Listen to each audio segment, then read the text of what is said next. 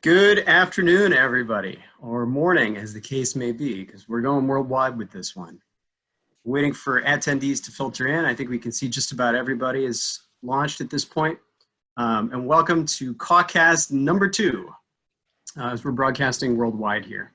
I'm John Margolick. I'm a captain type in the United States Marine Corps. I'm also the director of the Centers for Adaptive Warfighting, which is in part a project of NavalX, but mostly run and powered by Marines and sailors across the fleet, as well as members of the naval civilian workforce, from whom you'll hear today. I'm going to toss it over to them in just a few minutes. It'll be the last time you hear my voice for a while.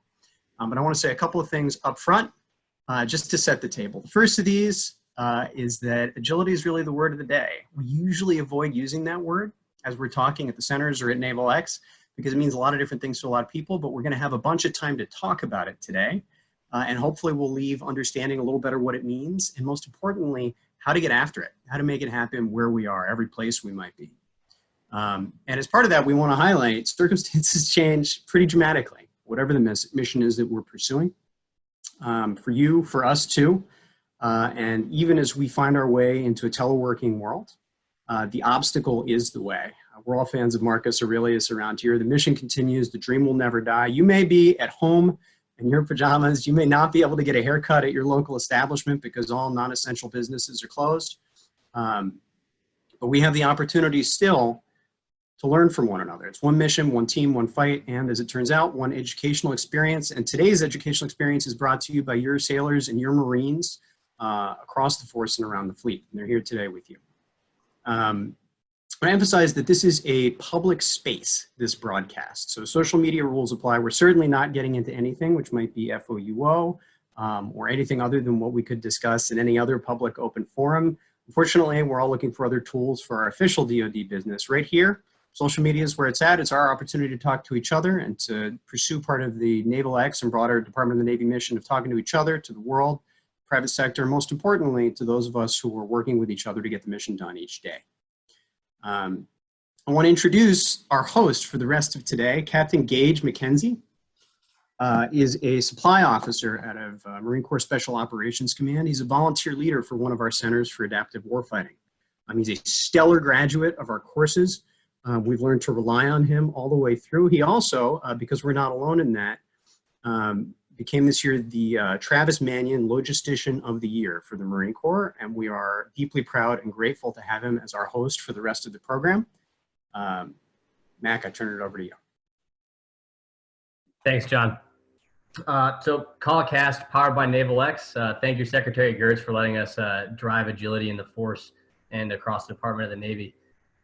Some of you might be wondering what a CAW is, a Center for Adaptive Warfighting. So it's an organization of volunteers, similar to a lot of the people you'll hear from today, myself included, that are graduates of some of the courses. And it really drives at what some of you may have heard from the most recent vector, creating a more agile force defined by more agile people. So today what we're looking at doing, you'll hear from a couple senior leaders in 15-minute increments, making sure we save about 5 minutes on the end for your questions. And then in the second hour, you'll hear from Marines and sailors that are in the trenches, driving agility within the naval forces. Just to reiterate, please remember that these are social media rules, no FOUO content. And before I introduce our first speaker, I'm going to hand it over to Roy Nanku, another volunteer that works with the Center for Adaptive Warfighting, to kind of go over some Zoom functionalities. Roy, over to you. Hi there, everyone. I am Staff Sergeant Roy Nanku, and I am a proud volunteer with the CAW, the Centers for Adaptive Warfighting. A little about the CAW, we are filled with a bunch of volunteers. We all have day jobs. We're all assigned to another organization. For instance, I am with 2nd Maintenance Battalion in the Maintenance Operations Section. And I definitely take pride and find time to fill my plate with other things that I can do to produce. Production is huge. A lot has gone into what we do here with our courses that we do, as well as our webinars, from graphic design to getting wonderful and awesome panelists and speakers all aboard and on board to rock and roll. Then last but not least, we're talking about agility. We're talking about innovation. We're talking about overcoming. Being a part of this organization is absolutely wonderful because this is the stepping stone to achieving that. Later on, we'll talk about Vector 16 pushed out from the SECNAV. It's a big one. It definitely widened our eyes and we kind of wondered, was that written for us of what we're doing? But it's not. Agility has been around the DoD down forces for a very long time. So Mac, I look forward to everyone's questions. Their Q&A real quick in the comments. Please use that for comments. And then Q&A, please use that to ask our panelists these questions that you may have. We look forward to answering them. Thanks, Mac.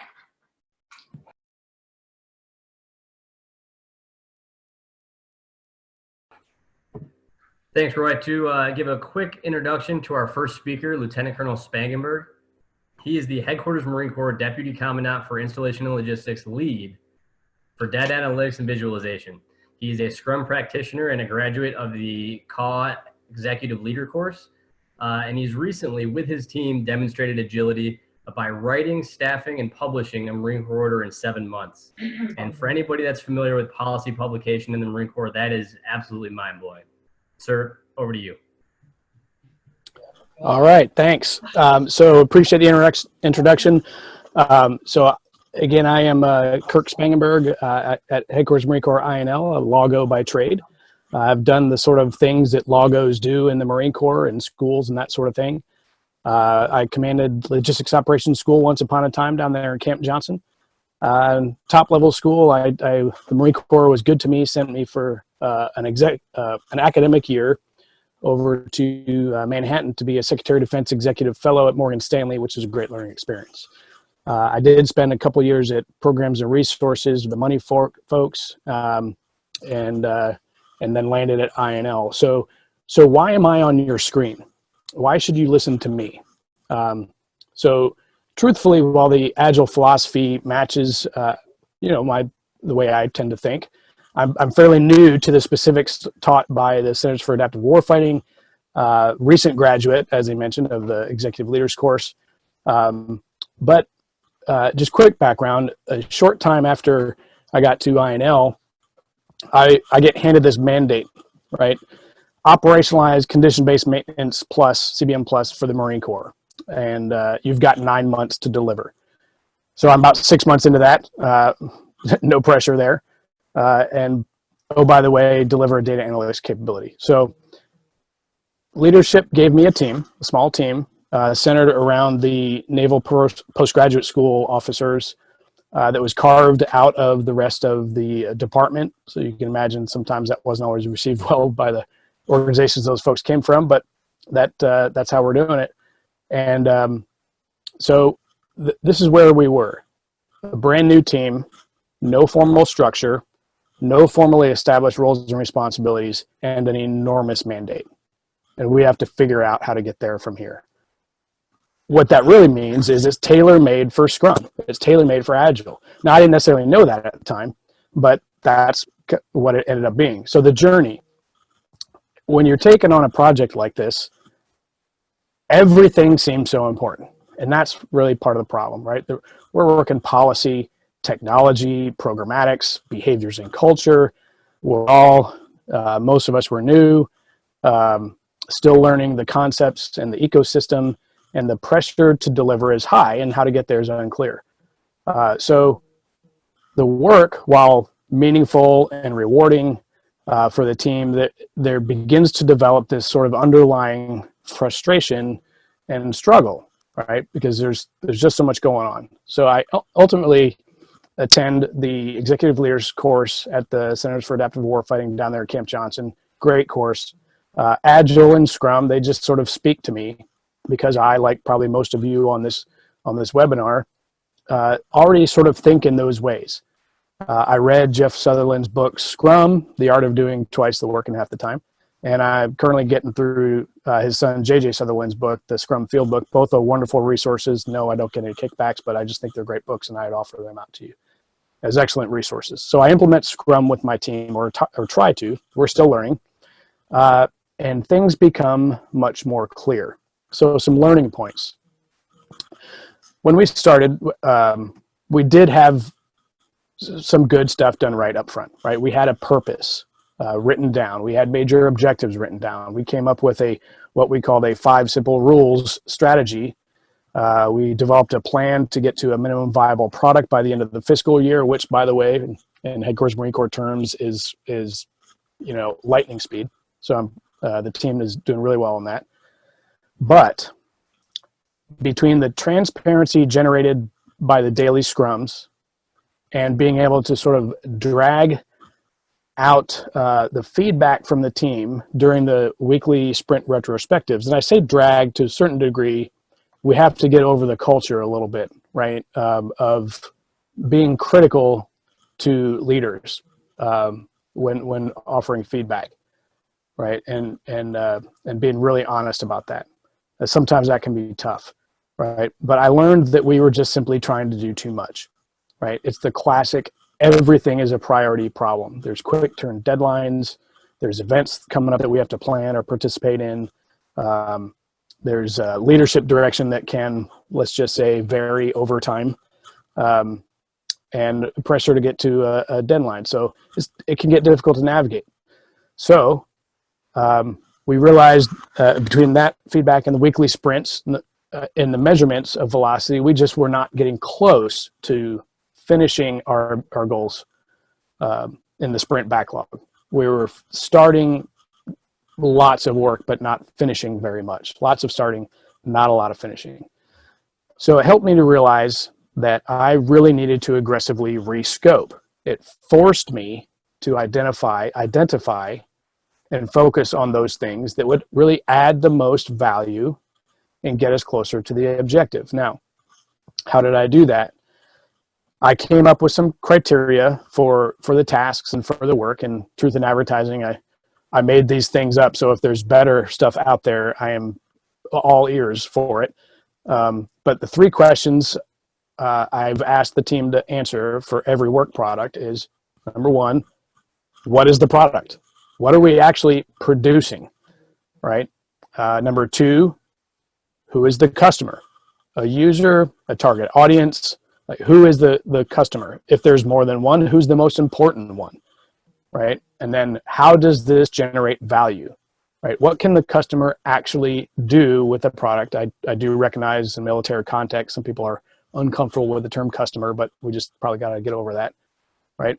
But if it's information, what decision can be aided by it, right? So the 3 things: what is the product, who is the customer, and how does this generate value? So these questions really help prioritize. And so, it may seem pretty intuitive on the surface, but you might be surprised, right? When I started looking at some of the work that we were doing with a really critical eye towards these questions, some things started to surface, right? Things that at first seemed really important, but upon further examination, even if they were fully completed, right, they just didn't pass the sniff test of how it was going to help us achieve our long-term goal and add value. So when you take a hard look at the things that you're doing through that type of lens, you'll almost certainly find work that you simply should not be doing, right? Every task should fight for its life. A surprising learning point out of this, of course, is that when you do make some of those decisions, when Marines are working on a thing, all good Marines, they take pride in their work. They want to do it right. And so they become sort of vested in, and sometimes it becomes difficult to offload those tasks, right? So you may find resistance. So in other words, the team wants you and needs you to prioritize, but if they see the priorities differently, then you got to work that out. So a quick summary that I'm shamelessly stealing from J.J. Sutherland, right? So I had to admit that I had a priority problem, and I was a large contributor to it. I had to admit that I was assigning too much work, too much starting, not enough finishing, not able to get to done. And I needed to be able to say no to tasks, or at least explain the impact of what that task was going to do to the work. So without those sprints, those daily scrums, and those retrospectives, I would not have seen that. So I was really grateful for that. So advice before I wrap up here in the next 2 minutes, turn over questions here. 1, be active, right? You don't just come to work and exist within a functional area and react to things that occur within your assigned function. You got to be active, put objectives on the target, and figure out ways to get to them. 2, you got to prioritize. If you're in charge, you got to be disciplined about setting the priorities and sticking to them. If everything is a priority, nothing is a priority. You have to identify the deliverables for each sprint and stick to it. If new things come along, the answer is, well, we'll see where that fits in the backlog, right? And then get to it when you can, if it's appropriate. And that's kind of why I stuck with the 1 week sprints. Anything can wait a week. Next, be humble, right? Like the SECNAV vector says, humility is absolutely essential. If you have to be right all the time, you're going to fail at this stuff. The danger here is the transparency provided by the daily scrum has the potential to sort of draw you in to want to really actively manage each task. And that can slip into micromanagement. Just be cautious of that. Lastly, give feedback, right? If you're the leader, provide your team feedback. If you are not the leader, give that feedback. It's really essential. That's what helped me come to those conclusions. You got to be active. And lastly, in the words of General Mattis, be polite, be professional, but have a plan to kill every task you meet. And I'll turn it over to questions. Sir, so one of the first questions we got from Chris is, what kind of skill sets did you see that led your team to success with agile execution, aside from information technology skills? So almost more than a skill set, I would say that just an agile mind, right? The ability to think outside the box a little bit, to take feedback, right? It's essential to have the ability to provide open and honest feedback sometimes to people who are senior to you, and to sort of manage where the work fits into the daily workflow, if that makes sense. It does, sir. And then another question from Devin Smiley. What kind of training did you and your team use to prepare in order to get agile? So I would offer up that the Centers for Adaptive Warfighting is where I started, right? And there was another course on Scrum that went up in the National Capital Region that a few of my team went to. So I got to the Executive Leaders course. A few of the team went to the Military Scrum Master course. And now in our sort of environment of COVID, that's a little harder, but those are really valuable resources, and really appreciate the CAW being flexible to set those up as well. The next question, sir, from Neil. I apologize if I butcher your last name, Faradina. What are the key barriers to innovation or agility, I would add, and what are some of the mitigations that you found successful in your position at Headquarters Marine Corps, sir? So key barriers, culture is the biggest, right? And a fear and a natural resistance to change. The way in which people work sort of develops its own constituency. I've often sort of railed against heavy bureaucratic processes, and some of those processes are necessary, but the people who work in them have a tendency to elevate the process above the people. And that can be a really big barrier. So how do you get around that? We came to the conclusion that success breeds success. I mean, we didn't come up with that idea. That's a thing, right? But you have to deliver, right? Find a small way in which you can deliver value to get attention, which will get additional buy-in, perhaps additional resources. That's sort of the concept of the minimum viable product, right? And what the Scrum method sort of gives you is the ability on some repetitive basis to deliver things that are of value to a customer on some sort of reoccurring basis. And that delivery of value gains you additional buy-in. So that's going to help overcome some of that resistance to change. It's almost like the Vietnam counterinsurgency ink blot, so to speak, that you can use to generate additional buy-in, so to speak. Sir, so directly applicable to that, and keeping in mind that we're in a social media environment, how are you using Agile in your approach to CBM Plus? So great. We are using it because we have a very tough time horizon to get to a minimum viable product over the summer and this is in the public sphere, so we can talk about JLTVs and MTVRs out with the Exercise Support Division, where we'll be actually delivering the whole collect, transmit, analyze, and act on reliable maintenance data to get ultimately to predictive maintenance via condition-based maintenance.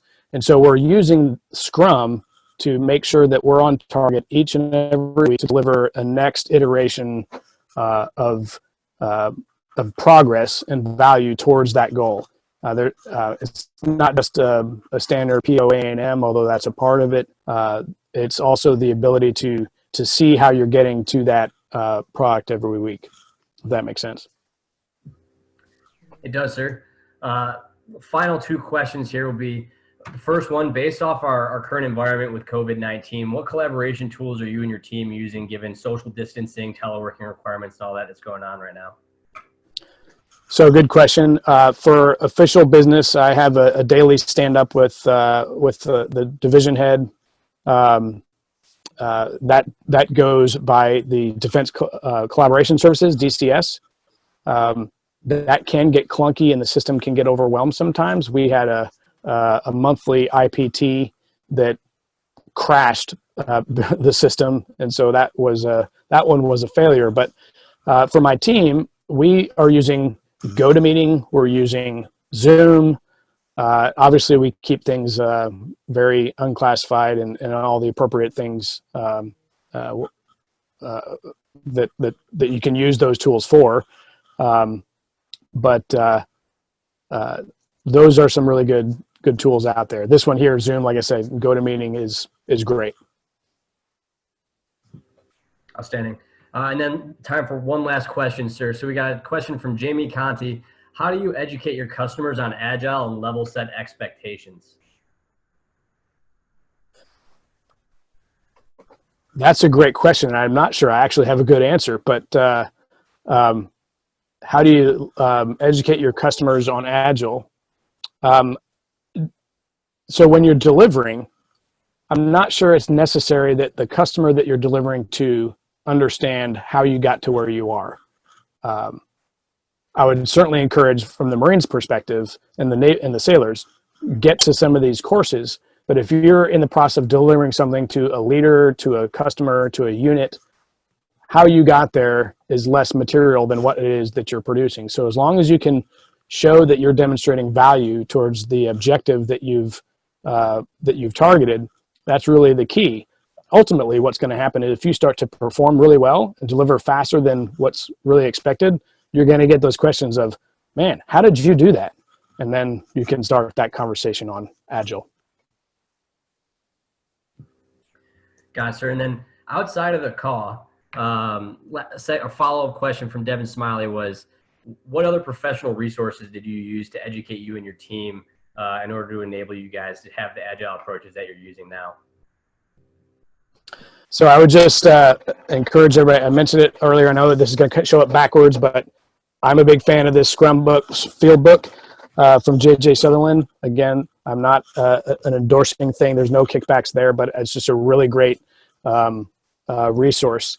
I'm sure if you did some web searches, you could find some online Scrum training, but it's going to be very private sector focused and probably software focused. What the CAW has done is really take those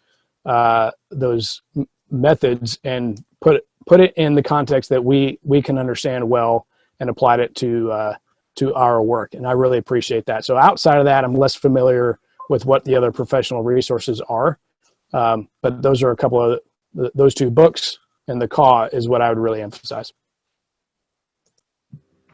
Thank you very much, sir.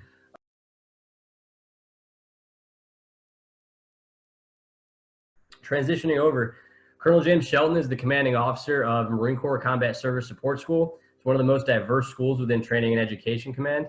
He has a spirit of innovation policy that he literally lives on a day-to-day basis because he hosts the Center for Adaptive Warfighting East. And through that, he's hosted the Executive Leaders Course, which Lieutenant Colonel Kirk Spangenberg was able to attend, as along with a plethora of other 06s across the Navy and Marine Corps. Sir, over to you. Hey, good afternoon. Obviously, I'm in the wrong uniform of the day. I appreciate this opportunity. I'm going to approach it from a different perspective. I'm just going to kind of give it from how a commander sets the foundation for, or a director or a small unit leader sets the conditions for an agile organization. So these are my thoughts. I don't claim to be an expert on agile organizations, nor am I claiming to have a blueprint for everyone's respective organizations. However, I believe what I'm about to share can be applicable to any size organization and to any organization that have a variety of missions or functions. So how do you create an agile organization? You start with the people. What does an agile person look like? Are they young? I don't know. Many of my best are well into their middle age. Do they have advanced degrees? Many of my best have no degree and are self-teachers or self-learners. Do they have to have technical backgrounds? Most of mine are tradesmen. And do they have to be successful? Some of mine have experienced personal and professional setbacks.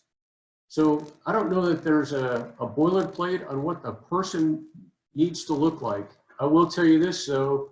I do know that the most important part of a person who makes an organization agile is their sense of belonging and being made to feel like they can and do make a difference. They must be made to feel special. So how do you make people feel special? You invest in them. You give them your time, you give them your undivided attention, and you listen to them. You give them unfettered access to you, and you trust them. Of course, the way you arrive at trust is through all the time you spend with them and help them to understand your vision and direction. That time spent with them also allows you to learn their strengths and weaknesses. Once they understand your vision and direction, and you develop trust in them, and they develop trust in you, you can just get out of their way. If you get the people part correct, you will plant a seed for an agile and innovative organization. If you shortcut the people part, you will only have pockets of agility and not truly an agile organization. When you have the right people, give them something to do. Give them something meaningful, something significant, and well known as a challenge. In other words, don't give them pet projects. Give them something that requires effort outside their normal line of work. Do not allow them to stay in their comfort zone.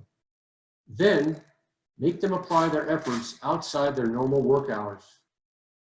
You can have the most intelligent person in the world, but if they aren't willing to put in extra time for the sake of agility, then they will not likely lead innovation and agility for your organization.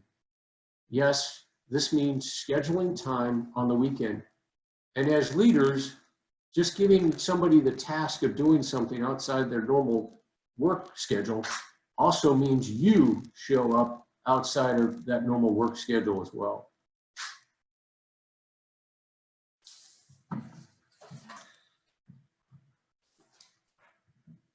As a commander, the result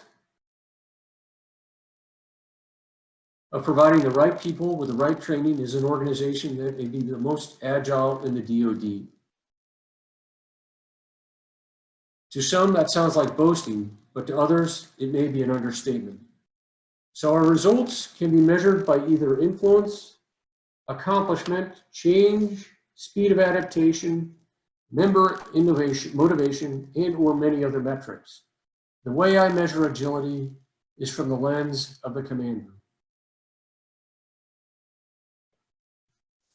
Hang on just a sec, having a little bit of technical difficulty here.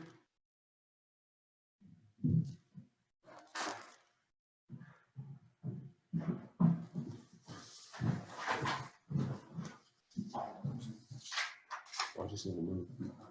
Yeah. Sir, we still have you loud and clear.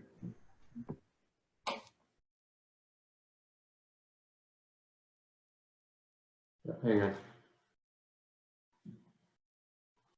Okay. So the final piece back to the people is draw them from across the command and seek true diversity. Diversity in the truest sense of the word. Gender, rank, military, civilians, MOSs, successful and not so successful, and from various sections or sections within the command. This simple effort will let innovation and agility spread like wildfire. Then teach them how to think in an agile way and then look out. Too often we have innovators placed in specific locations. We put them in the 3, we put them in a special cell. We don't actually allow that to manifest itself throughout the organization. You have to have the ability and the willingness to take the PFC, the Lance Corporal, the Master Gunnery Sergeant, the Major, the GS-14, the GS-5 that's been there for 20 years, and allow them to participate in this process. If you do that, then you've brought together the right people, and you brought the people together that will spread innovation and agility throughout the organization. So when you bring them together, what do? You teach them. So teaching someone to be an agile thinker is really more about stimulating their normal tendency to be agile thinkers. The training that has enabled our agile thinkers was the Warfighter Center design courses. The people who initially undertook this training did it on their own free time because they wanted to and because they saw value in the training.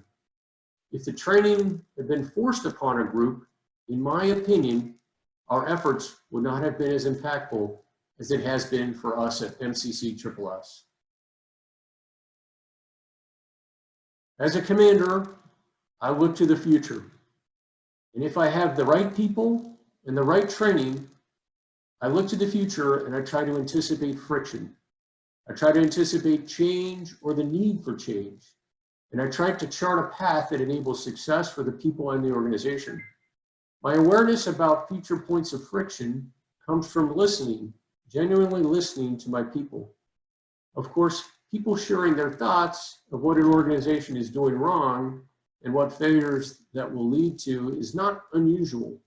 Sometimes this is referred to as naysayers, because we have other words, obviously, that we use for those that are always finding fault with an organization. However, if you actually bring those folks into the training and enable them to feel as if they're important and they have a way to contribute, they actually might be your best agent for change and agility. The difference here is that the future friction points are presented and digested as potential sources of solutions, vice just being problems. In other words, you have, as a leader, as a commander, the responsibility to allow folks to participate in any problem-solving process that you have. The best way to have them participate is to actually teach them a common language or a common process that allows them to participate in a manner that is productive. So I think I have a pretty agile command here. Go to the free chat. Some amazing people who are capable of doing some amazing Are they things. useless? But I have to look back, and this is kind of where I get to be an honest broker as to whether or not all the training and the empowerment and the listening has really produced anything for MCC-SSS. So I'm going to give you a few examples, 4 examples. Those are post-Hurricane Florence recovery operations, surge planning and support, something as simple as the city bus underutilization, and what's hot on everybody's mind right now, COVID-19 response and improvisation. So everybody knows Hurricane Florence came along and affected Camp Johnson pretty significantly. We ended up with 10 days without power. We had roughly a little over 1,000 Marines, entry-level Marines that were here. We had very little supervision at the time. Because we had an organization that had been sort of empowered to think ahead, we were able to not only come through the hurricane properly, but we were able to come through and be postured to benefit from what was a catastrophic situation. We had people already looking at how to improve motor team maintenance. We had people looking at how to already improve process flow and joint reception. We had folks, amazing medical folks that were already participating in discussions about how to make a central mental health, physical therapy location.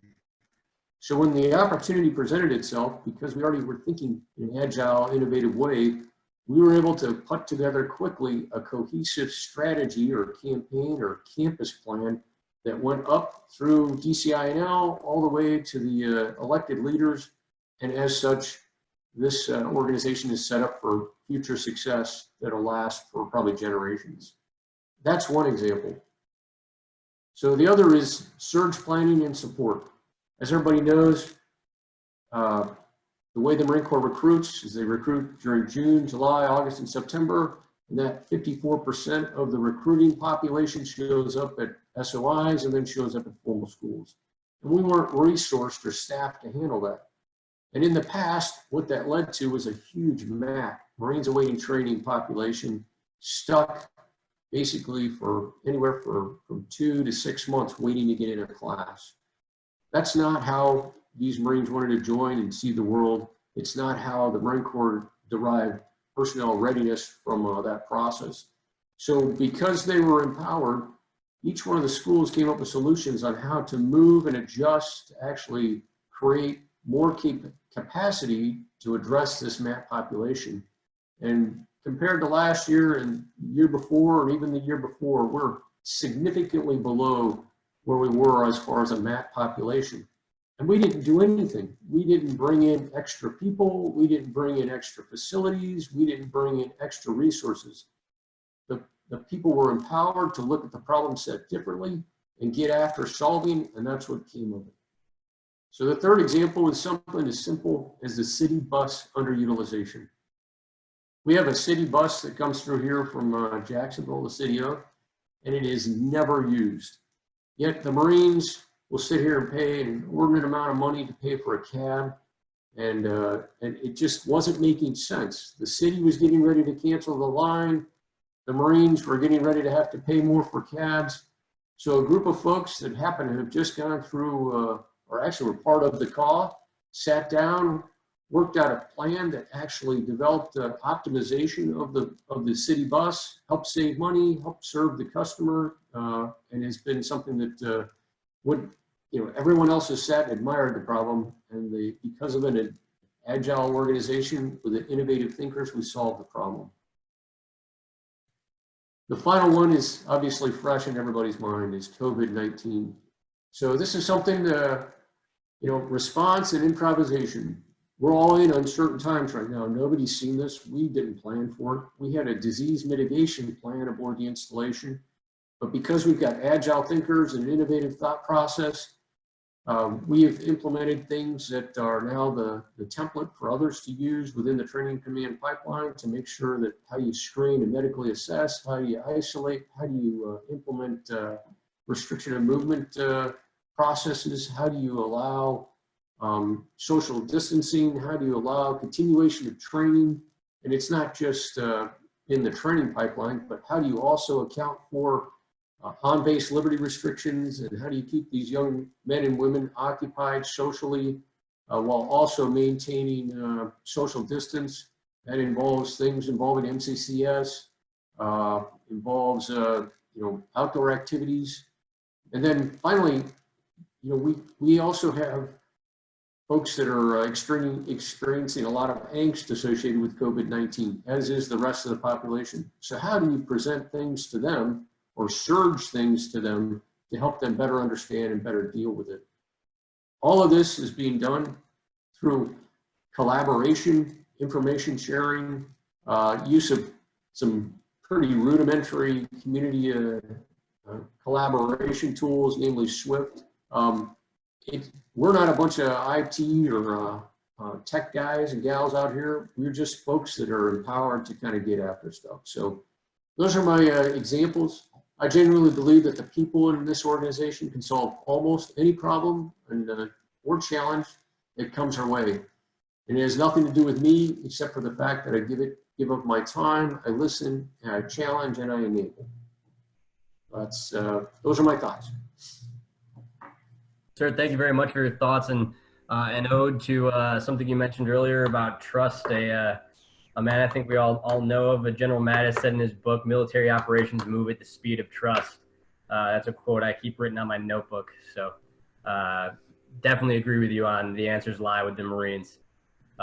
First question we have, sir, is from a R draw. Have you experienced any resistance using Agile and Scrum, vice the other processes that we have out there, .mil-pf, POM, McPP, etc.? So when we had the initial executive leaders course, there were some discussions about, hey, this is really just McPP. We're not really, you know, this isn't something that's different. We've been doing this for a while in the Marine Corps, you know, MCDP1. I would agree. It's not the challenge here is, you know, these products that we're enabling others to use are not aimed at an enemy. They're not necessarily, you're not going to get necessarily, you know, hires intent from 2 levels up. So these products and processes are not designed to replace, you know, normal processes, McPP, JOPS, those types. They're to allow an organization that has a product or has a, you know, something that they actually produce to actually do it more effectively in a time, way, and shape that allows for collaboration. Absolutely, sir. Next question, sir, from someone you probably know. Lieutenant Colonel Nicole Bohannon asked, totally agree with the cultural mindset. How do we implement this for entry-level students? So we are sitting here in our S3 section. Major General Mullen has authorized us to do what is called experimentation. And we have a request for experimentation that's being worked on right now. It should be done by hopefully by the end of the week, in which we will send it up there and it will become part of our MAT curriculum. So no matter what MOS they are, where they come from, what their skill sets are, they'll be given the opportunity to participate or learn about the warfighter center design. Keeping in mind though, this is a little bit of, you know, training that's forced upon somebody isn't necessarily going to give them the tools or the desire to be agile or innovative. So we're doing this just so we can get resources while at the same time enabling the continuity of this program. Does that answer the question? If it doesn't answer your question, ma'am, you can just post another question and we can follow up. So to the continuity piece, one of the call members that's actually in the Air Force was asking, how do you plan to sustain this through turnover and secession, looking out, you know, 90, 120 days? So, you know, that's a great question. I think the folks here that are part of the call understand that they have the responsibility to select and then also train their replacements. So as we work through, as I talked about the surge period, which runs from November to April, we have focused primarily on training others outside of SSS. From April and through May or June, the focus will be training a cadre of personnel aboard Camp Johnson to be able to sustain the call. In addition to that, we've identified or are in the process of having one of our historic Munford Point buildings, M104, used to be the old theater, turn into our sort of CAW location in which it'll optimize training, at least on the eastern seaboard for the Marine Corps. So a question for myself personally, as we got about 2 minutes left. How have you driven a command climate that enables the trust that you spoke about, that really empowers those Marines? Obviously, hosting CAW East is you know, probably 90% of the answer. I'm looking for the 10% from a senior leader's perspective. So, you know, that's an interesting use of the word drive change.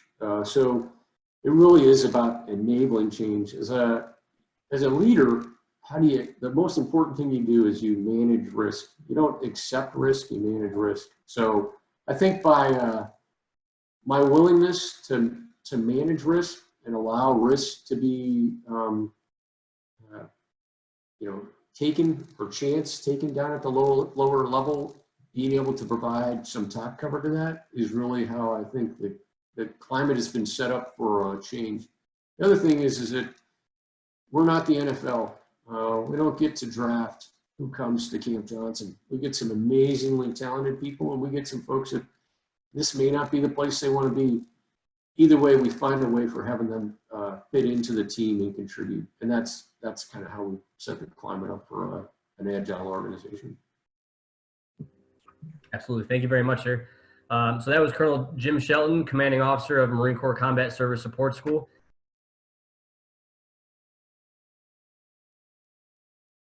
Going into the next speaker, we have Lieutenant Colonel Christina Henry. She's the personal aide to the Secretary of the Navy.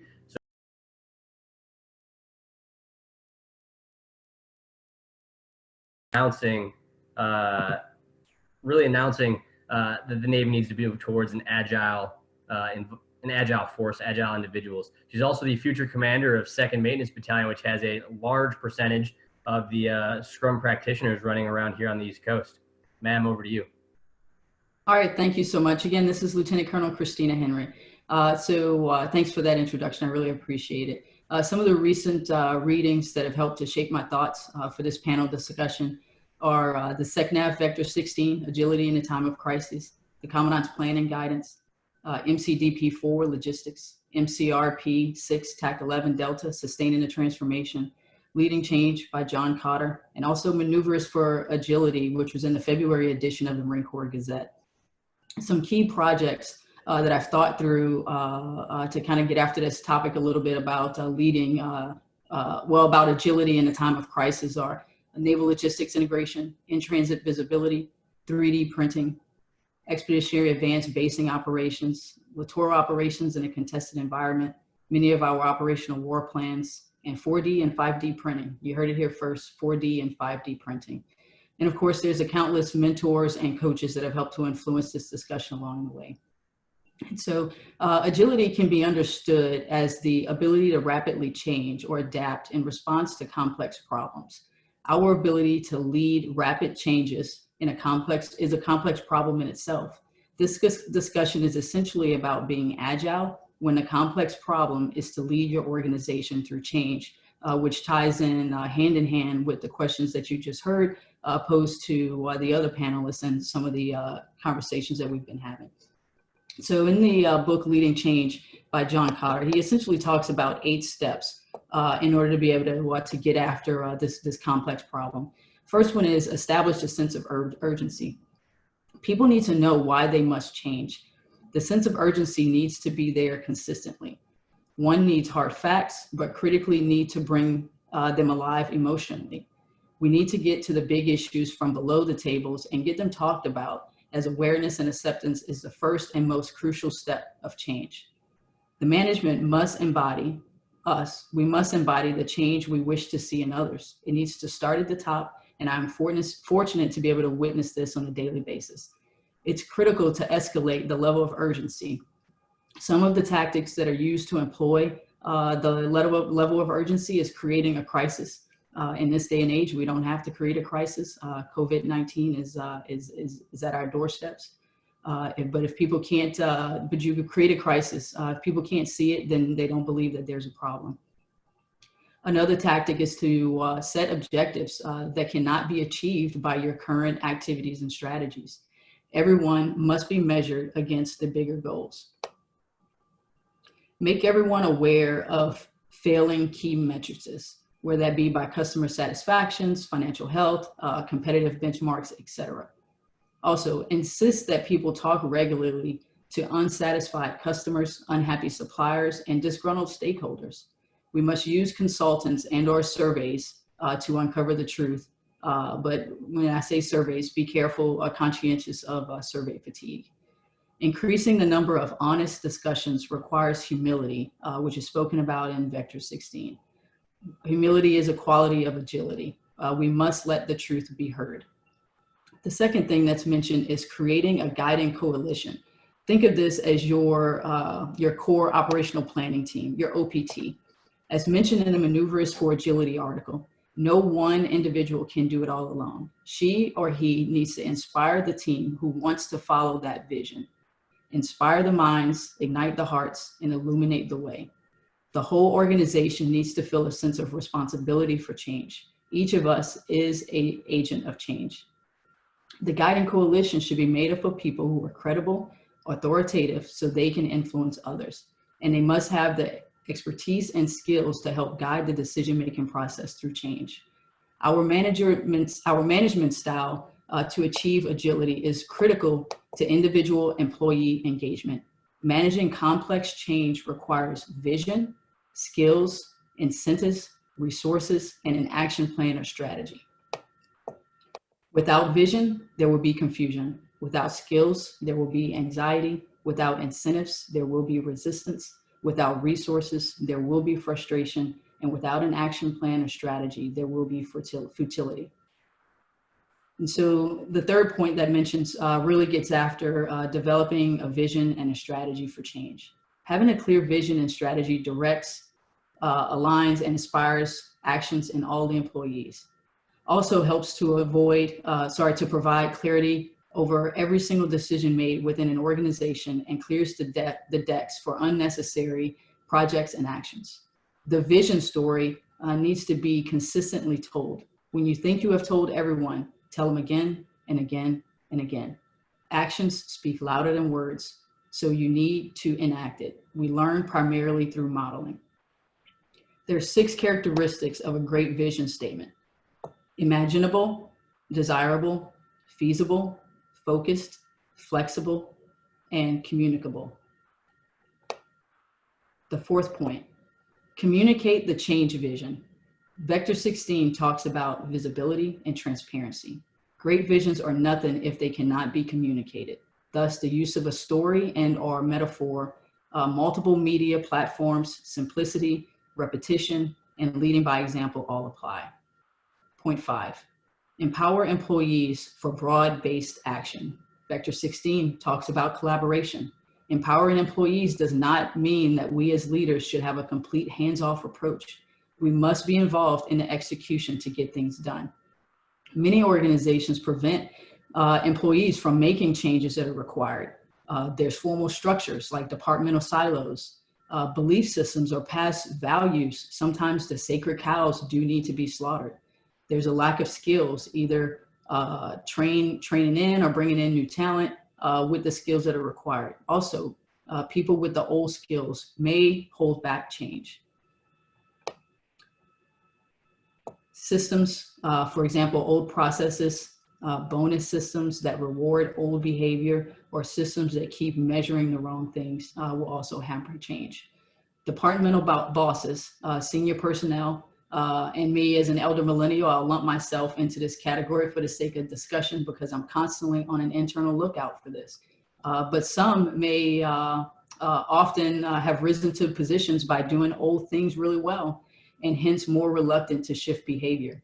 They are highly influential and can poison change, especially if their department or section is threatened by the changes.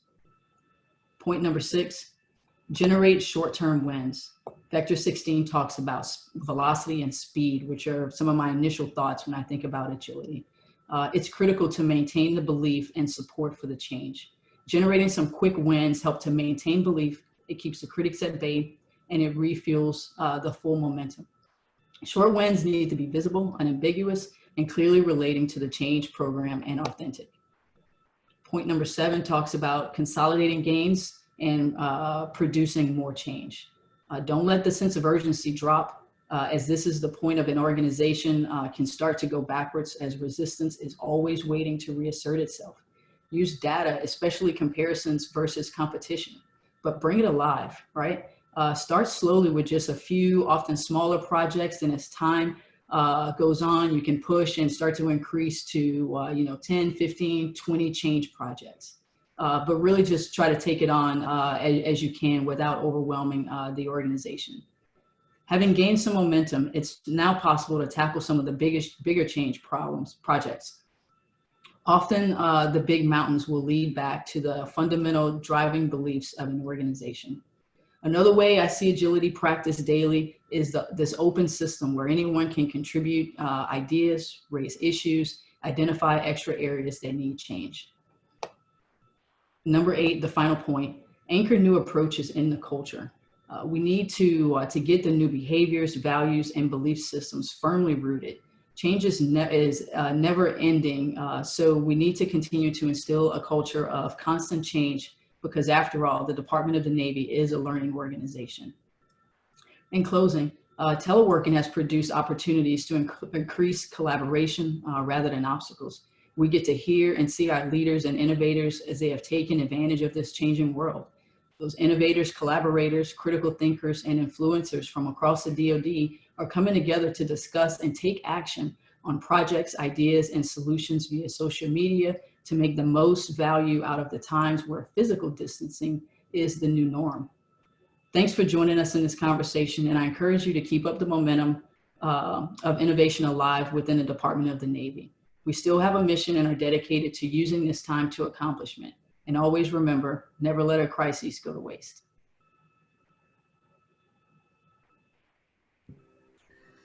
Ma'am, I'm having some technical difficulties with my video, but my first question is, what is 4D and 5D printing? Keeping in mind we're on the social media environment, because that sounds like something out of a Marvel movie.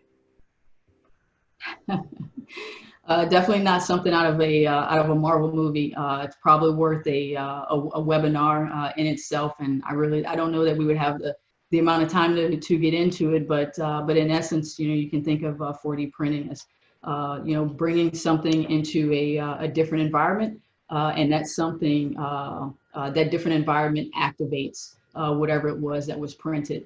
So an example is if something, say that this is a box.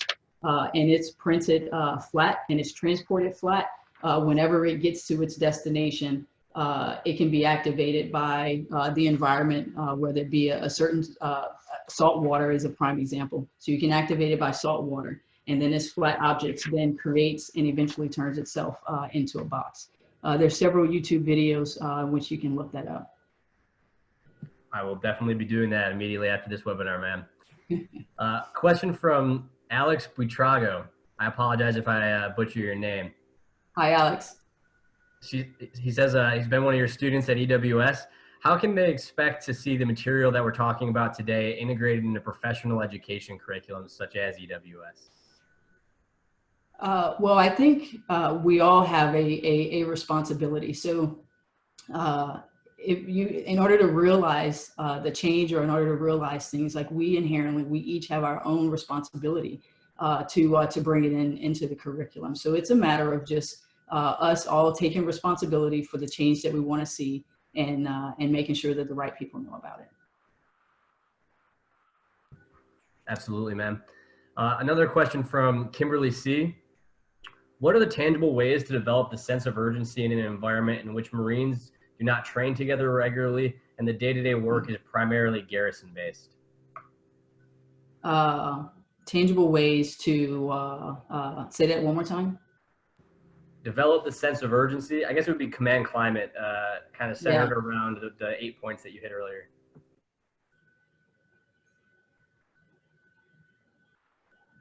Yeah, I'm just writing that down as I think about it. I would be willing to get back with her on that one. When you think about some of those tangible ways of trying to create a sense of urgency when you're out in essentially like disparate locations. So I'll get back to her on that. That requires some time to answer. Absolutely, and Kimberly, there'll be an email that one of the facilitators can post in the comments for you to be able to follow up on that question. In regards to survey fatigue that you mentioned, how can leaders generate input continuously without causing debilitating survey fatigue? I mean, we talk about it often. Just get up and walk around.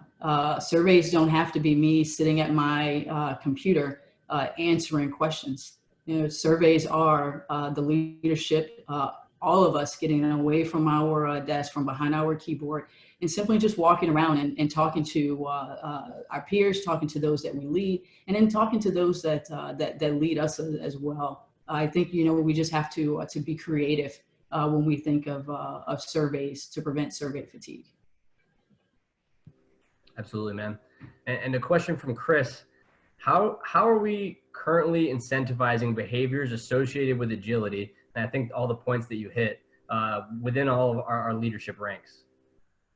Yeah, and that's another one that would that takes a little bit more time. I know, you know, the Marine Corps itself, you know, the Commandant and Sergeant Major of the Marine Corps definitely have a lot of ideas about incentivizing. And you know, incentivizing, that's always a tough topic to a certain degree because you know, do I need to be incentivized to lead my Marines? To a certain degree, I would hope not.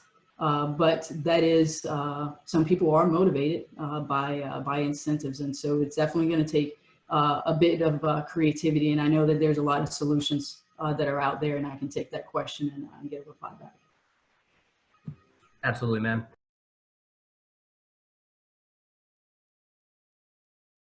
As we look here at transitioning to the second hour, we're going to have a panelist of people addressing a plethora of questions related to executing agile leadership and reaching agile organization goals. We have John Hasse, who was one of the first movers with Scrum in the Navy. And so the question that I'm going to pose to you, John, is how can we get more agile? What's worked for you in the past, and what's your current way ahead? That's interesting. So how can we get more agile?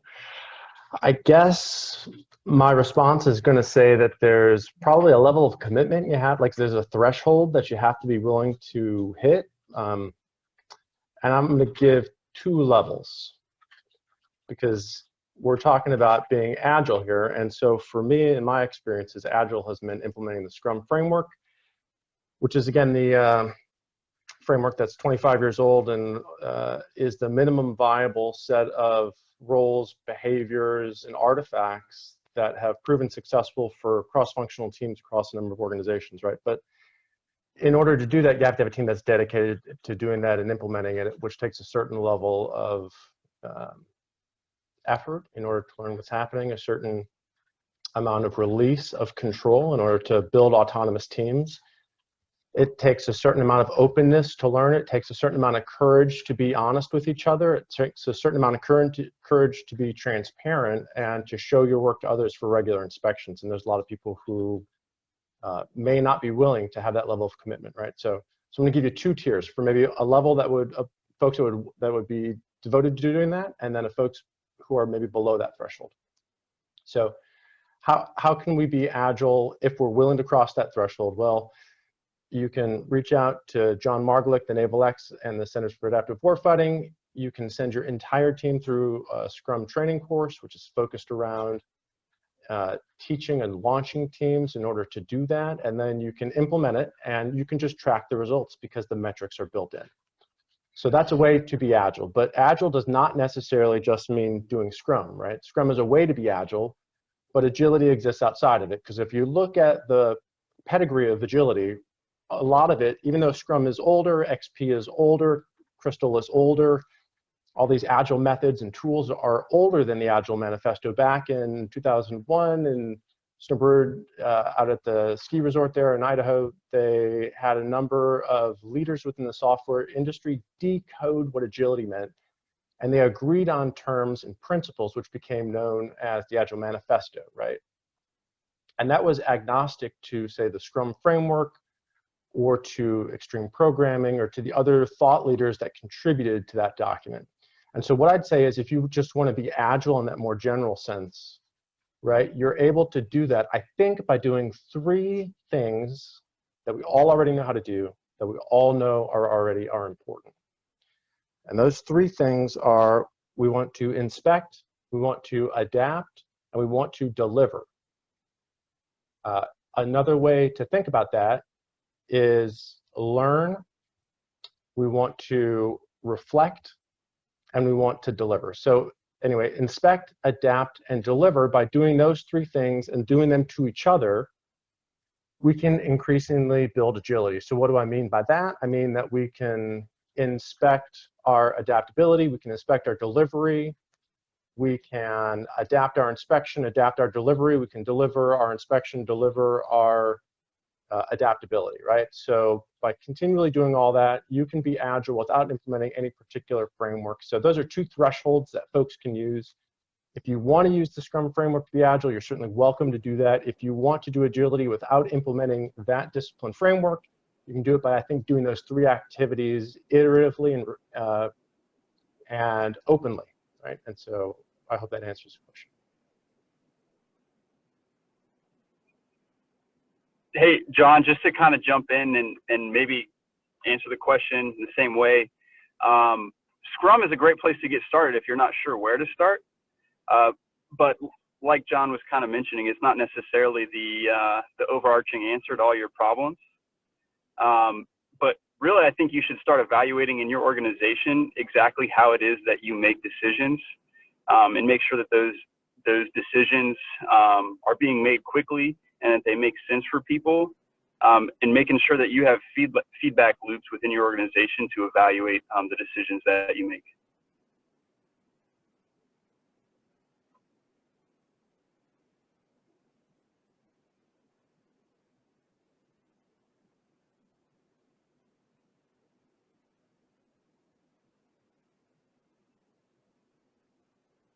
So I'll jump in. I think one of the big things about agility is being honest within your organization and asking why.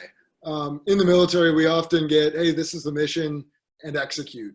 And here is the general task and purpose.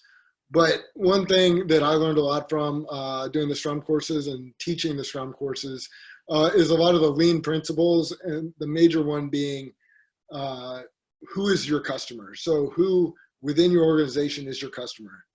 Generally, we think of that as your boss, whoever direct hire is, and then the organization. But going deeper into that and asking what service you're providing and what service you're providing and who's affected by that, and really why you're doing that, can drive that thought process to better analyze why you're doing things, which brings up what you can do better and constantly reevaluating that.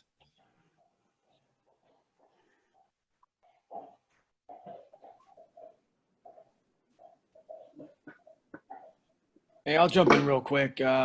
So if the question is still how do we become more agile, I'd like to answer it in sort of the negative. Like how do we not do business, right? And I can tell you from experience that you don't become more agile by marching into the teeth of the bureaucracy within which we exist.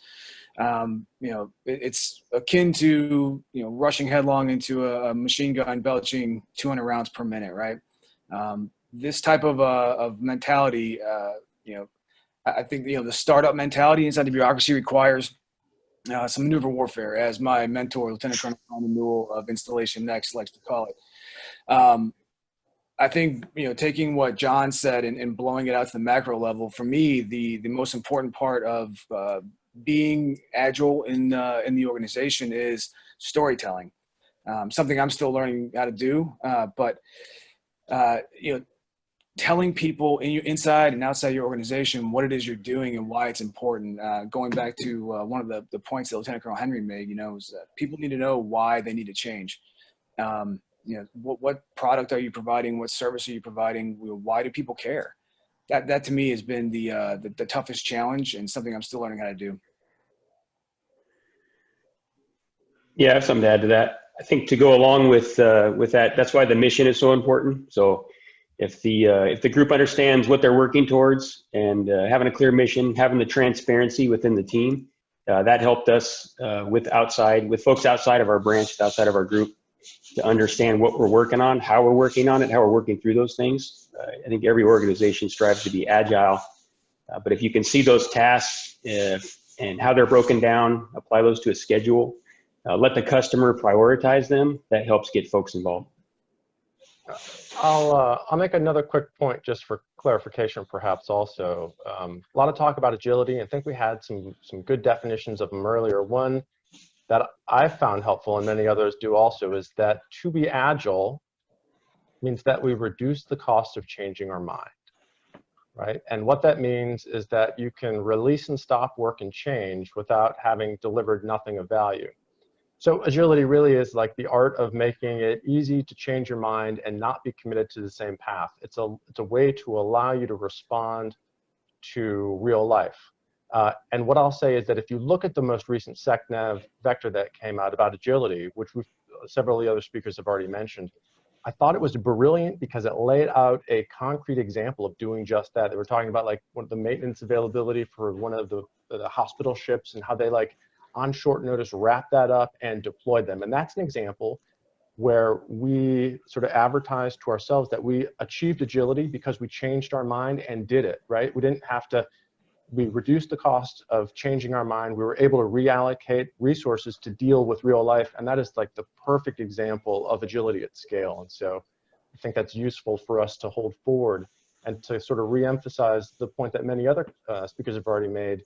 You can't do that if you don't know your product and you don't know who your customers are, because you can't deliver, right, until you've clarified those things. So that is incredibly important, right? Without knowing your customers and stakeholders and not understanding your product, and I know those are kind of weird terms to use within military circles, but like your product could be service. I hope that everybody in the military's primary product that we produce is service to our nation, right? So like, even if you don't believe that you have a product, like please adopt that as your product going forward. But like until you understand your customers and your product, agility will never be within grasp, right? Because it won't even make sense. To deliver anything that matters to your customers, to your stakeholders, like those just won't be terms that apply. So I'd encourage anyone interested in agility to think through those things, right? How do I reduce the cost of changing my mind? Who is my customer?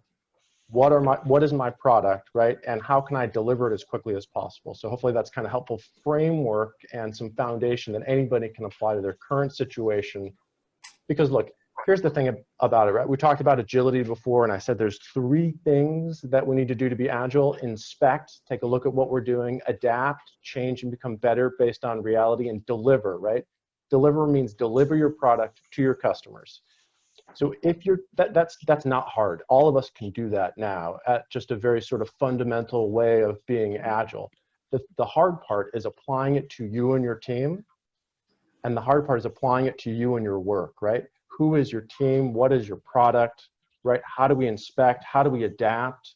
How do we increase the amount of delivery so we don't have big surprises at the end? That's the foundational work that you and your teams, wherever you're at within the department, have to do, or else agility will never make sense to you. Agility will be reduced to a set of steps and rules that you'll have to convince people to use until you adopt this more foundational principle that like people are relying on you to deliver something, and agility means you deliver it with reduced cost and reduced speed in order to get more feedback and deliver it better next time. So that's really like foundational work that I would encourage anyone in this discussion to apply to themselves and to their teams, because it is a really fruitful time. Like on a Friday when you have just a moment, you know, take that time to talk about, hey, how did we do this week to deliver something that mattered to the people relying on us? No jargon there at all, right? But everybody can have that conversation, and I would encourage you to do it. I think to go along with that, there's two sayings that I always keep in mind when talking about agile, and one is there's always a path for the determined, and the other is be flexible or you break. So when we're working within a team, there's always a solution out there, and we need to be able to move on and continue to find that solution. And then those within the group, you know, be flexible. You may, you know, if I think it was spoken in a previous webinar about being uncomfortable, and that speaks directly to being flexible and understanding that you know, you're going to have to change in order to continue to adapt, and through that, trusting one another is a big part of that. I'll caveat off that real quick.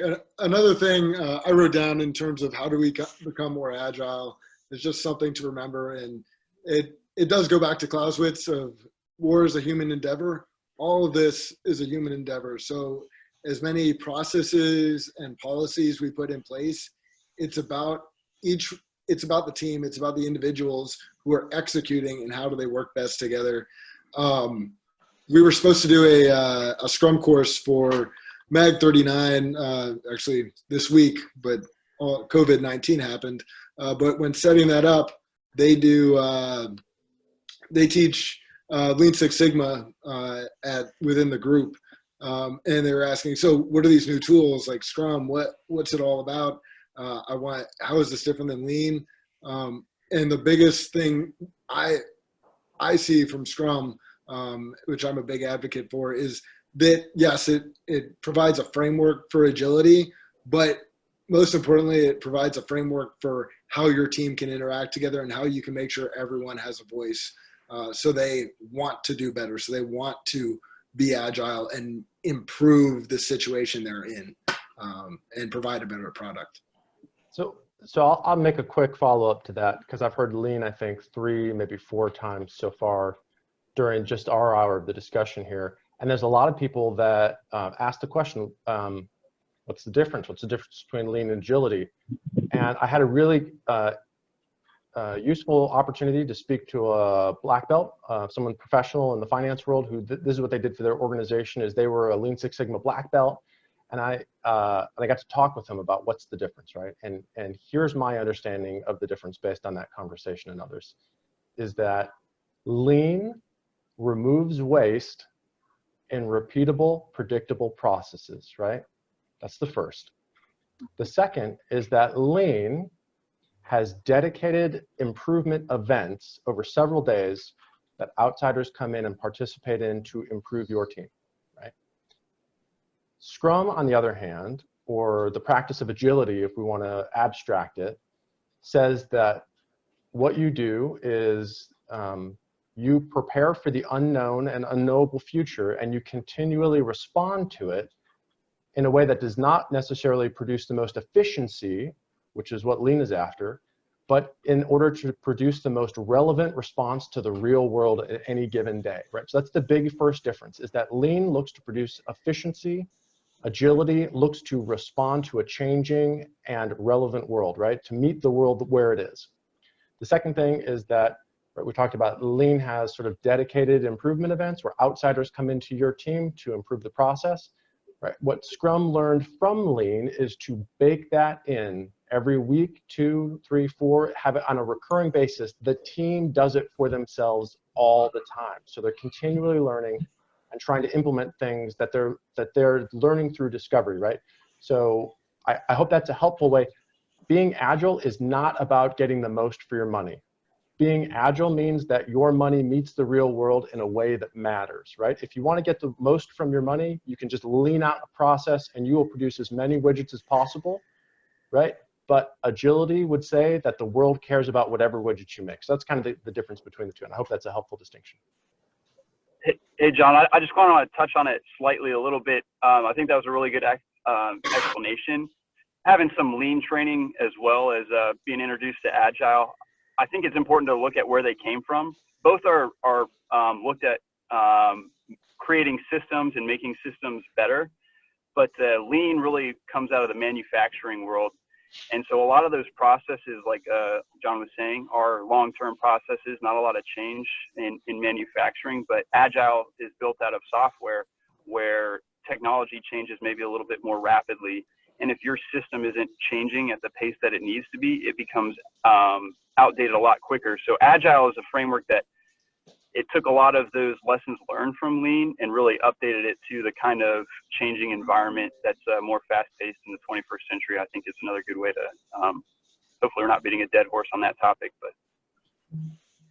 I think that builds out really nicely. And I would actually add that somebody pointed out in the comments here, it's Scrum and Lean, not Scrum or Lean. And in keeping with what you're saying, Aaron, I would actually say that it's Scrum just routinizes Lean and makes it easy for you to run a substantial portion of it yourself without needing those outside experts and the time spent with outsiders. It's just making sure that every single week you find a way to continuously improve. So in the same way that it's routinizing, hey, we need to do some forward planning and figuring out why we're going to do this thing. Hey, we need to routinize syncing up every day so everybody understands what's happening on the team and we can send a lot fewer emails trying to figure out who's got what or where it's stored or whether we need to do it, right? One of the neat things about it, I think in our experience, has been that if you practice just the steps of a good agile tool, and it can be Scrum or anything else, but I think Scrum has worked for probably everybody on this call as I look down the names, all the things that we practice in Mission Command, all the things that you practice in a continuous process improvement world, and opportunities for all the things that you practice in a design thinking or a lean startup world as well, are programmed in so that you don't have to think about whether or when to do those things. You have to do them every single day. You have to do it in order to prep your stickies or whatever you're using to keep track of tasks the right way. And it makes it easy so that you don't have to think about it. And friction reduction, to John's point about reducing the cost of changing your mind, is a big part of the name of the game as you're practicing anything that's agile. And having tools that make it really easy to do that sort of simple dance that makes it possible to have fun in the club without worrying about all the other stuff that you might need to Do be the doing. dance, John. Do the dance. Come on, do the dance. Right. Everybody wants to see it. Come on, I know what you're thinking. Yeah. Nobody else? Is it just me? Is it? It's it. You guys. Simple gets you there. 101, and then the rest of it you can do, and it's all kind of programmed in if you're doing it the right way. Yeah, I'll give a really quick, I don't want to spend too much time on this, but I found it really useful, maybe others will. So what happened was Jeff Sutherland, who invented Scrum 25 years ago, was teaching a public class once, and it was actually in France, and he had a lean black belt in the class who was just taking his course because he thought it was interesting. A lot of focus here. Come on, camera. I got a new Samsung 5G phone. It's pretty sweet, but the autofocus is struggling. Sorry. All right, there we go. So, so this black belt is constantly going up to Jeff in the middle of the class and saying, Jeff, you got to scrum the scrum. Like, you got to scrum the scrum. And Jeff could like not figure out what this black belt was talking about. And then eventually, the story goes that he said, I understand. And that became the retrospective, which in Scrum, at the end of a sprint, the team gathers for one of the 5 events, which is known as a retrospective. And that's where the team, instead of looking at the product, looks at the team. Right, so that feedback from the lean community brought this idea of a Kaizen, continuous improvement, good change in Japanese, into Scrum, where at the end of the sprint, which sprints are 1 to 4 weeks long in Scrum, better to be on the short side, so if you can do 1-week sprints for all you Scrum teams out there, my pro tip. But so what Jeff did is he brought that into the Scrum framework and created an event, John, just like you said, where you have to, if you're going to do Scrum, you have to do this event that looks at a continuous improvement for your team, right? And that was the big idea. It wasn't about improving the product. It was about improving the team. And most teams still, even Scrum teams, still get this wrong. So here's how you do it. You identify what that continuous improvement event is, and then you have to give it acceptance criteria, right? So acceptance criteria means that you can prove that it was done or not done. There's some falsifiable definition associated with what that task would be, right? And so what you would do is you would take that continuous improvement event, you would write on a sticky with an acceptance criteria, you would give it 1 point, and you would put it in your sprint backlog, meaning the entire team was devoting themselves to accomplishing this one team improvement event every week. So imagine that you're part of a team and you're running 1-week sprints, you get 52 a year, which means that 52 times in your year together as a team, you'll have identified something that you could do better to work together as a team, and you'll have done it, right? If that's 1 or 2% improvement each time, you will become unstoppable as a team. So that's how Lean taught Scrum, and Scrum implemented in an event, John, just you were talking about, in order to make teams better.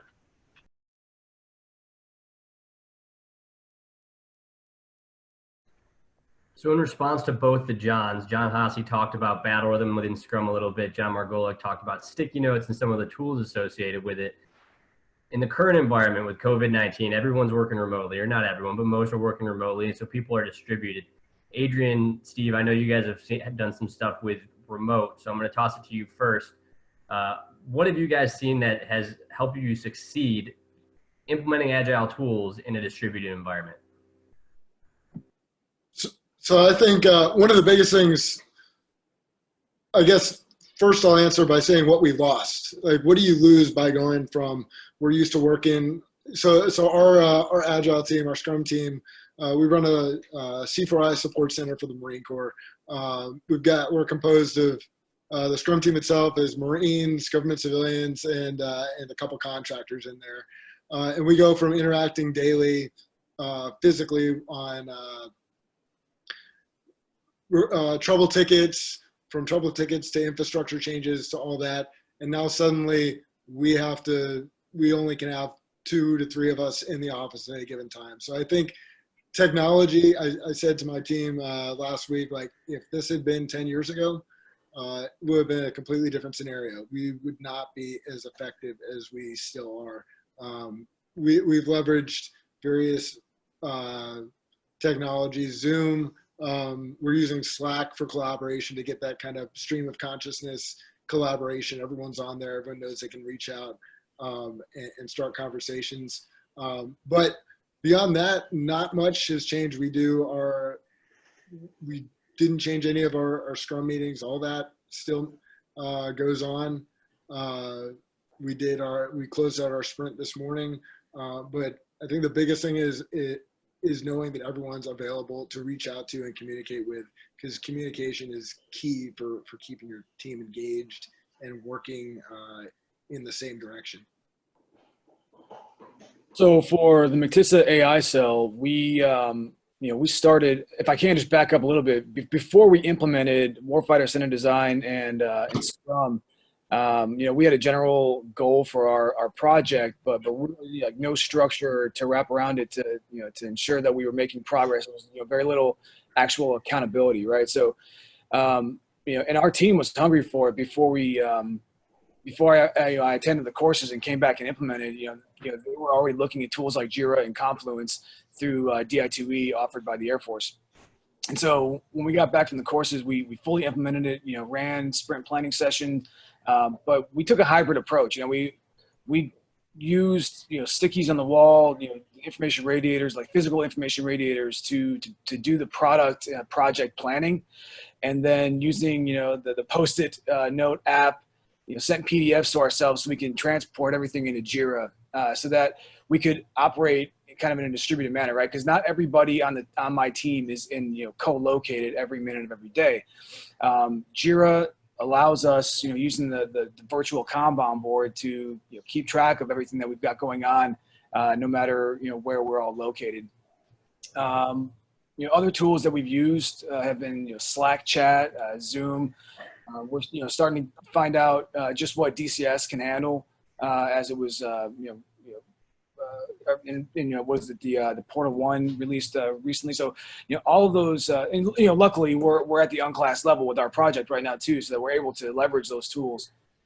We do have licenses for Teams at Mictissa that we've been using as well for those who can remain on the Mixen in our distributed nature. We ran a sprint review, retrospective, and planning session all virtually due to these, because we have access to these tools. So I think having DI2E, Jira, Confluence, Bitbucket, all those tools really, really saved us, during the COVID-19 kind of epidemic shutdown. It didn't really impact our mission much. The folks that need to go into work to do the hardware integration are there. Those of us who are not needed for anything else outside of work on the computer are not. Those tools are it was just serendipitous, fortuitous that we chose to use them in the way that we did when we did, because when we got to this point where we could not all be in the same location at one time, it didn't really matter. We're able to keep pressing.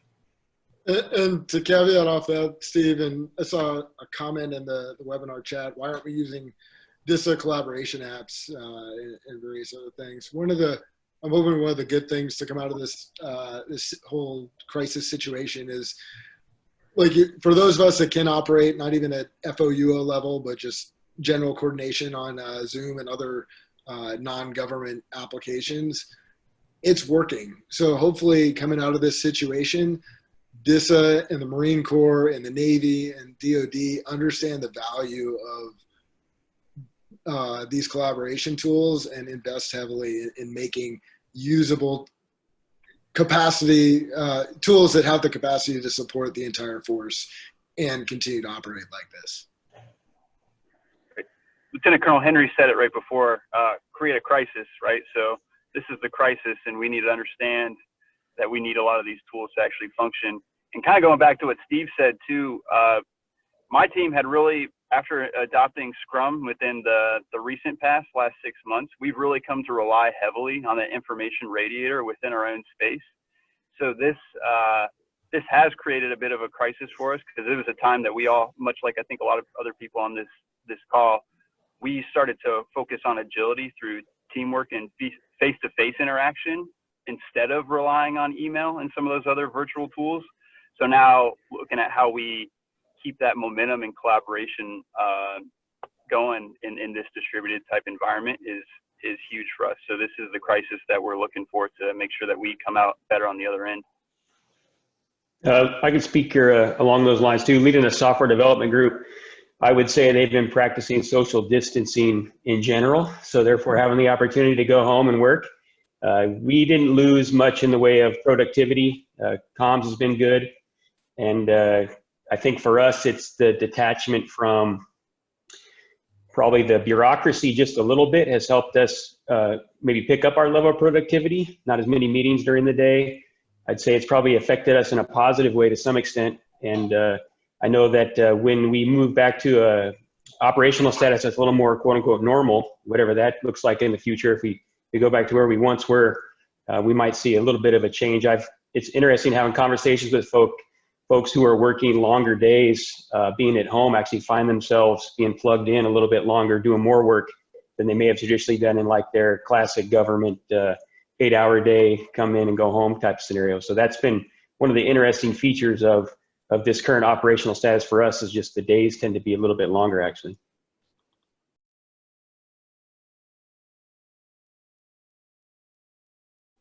So gentlemen, we talked about COVID and how it's been a little bit of an impediment, but we've really overcome that. An earlier question asked by one of the audience members, Ryan Keller, and kind of Steve, to your point of building a startup within the bureaucracy, what impediments and challenges have you guys seen with implementing agile practices, given the culture that we all work in and the bureaucratic nature of it, and how have you resolved them? Question: I impediments.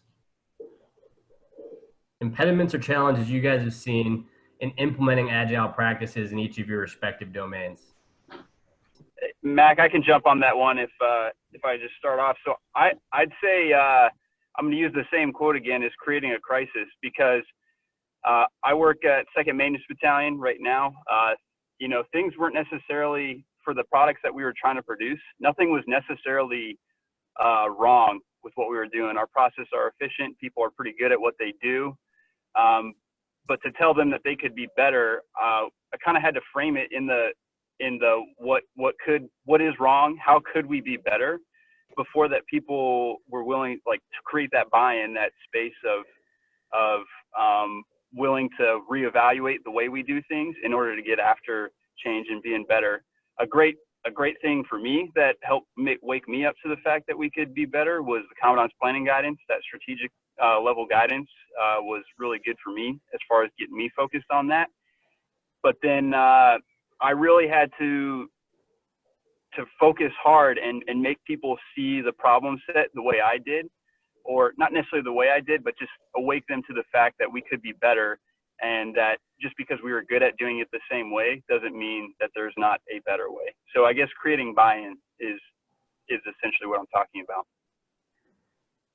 I think for us at McTissa and the Innovation Center in general, but the AI cell in particular, it was that, you know, when your charter is to, you know, look at third ridgeline technologies, you know, current emerging tech that can support the warfighter, those things that our engineers, our testers will have to support in the future, you know, and then have no requirement to point to say that, you know, either internally or externally, you know, hey, help me to you know, take a look at artificial intelligence, machine learning, you know, even though there's no operational 3-star commander that's saying you need to do that, right? So that's kind of been the biggest hurdle for us. But again, you know, and to Aaron's point, you know, storytelling, right? Like you know, trying to explain to people why they should be helping you or why they should be changing is critical in this whole thing.